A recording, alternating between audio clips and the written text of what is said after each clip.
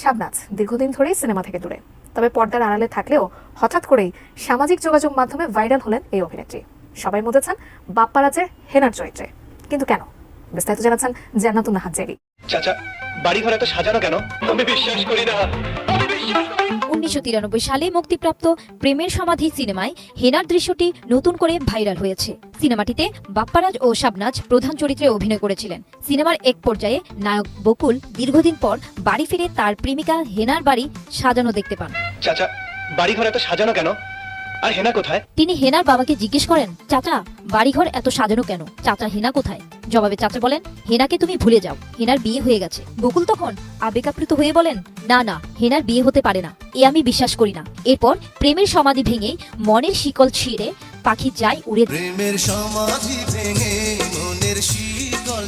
অনেকেই এই দৃশ্যের ভিডিও ক্লিপ শেয়ার করেছেন এবং নিজেদের মতামত ও অনুভূতি প্রকাশ করেছেন। তবে ঠিক কি কারণে এই সংলাপটি হঠাৎ করে ভাইরাল হলো তা স্পষ্ট নয়। হেনার বিয়ে হয়ে গেছে, আমি বিশ্বাস করি না।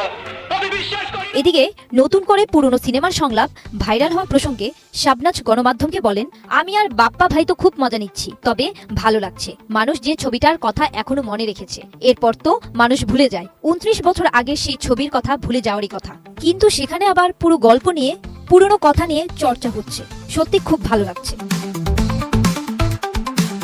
শাবনাজ আরো বলেন, একটা ভালো সিনেমার শক্তি কত বেশি। এত বছর পরও এই প্রজন্ম সেই ছবির সংলাপ, দৃশ্য ও গানের সঙ্গে নিজেদের কানেক্ট করছে। এটাই ভীষণ ভালো লাগা। আর হেনা কোথায়? চুপ করে আছেন কেন? হেনার বিয়ে হয়ে গেছে। না না, আমি বিশ্বাস করি না। আমি বিশ্বাস করি না। 1993 সালে মুক্তিপ্রাপ্ত প্রেমের সমাধি সিনেমায় অভিনয় করে ব্যাপক জনপ্রিয়তা অর্জন করেন বাপ্পারাজ ও শাবনাজ। সিনেমাটিতে হেনা চরিত্রে অভিনয় করেছেন শাবনাজ।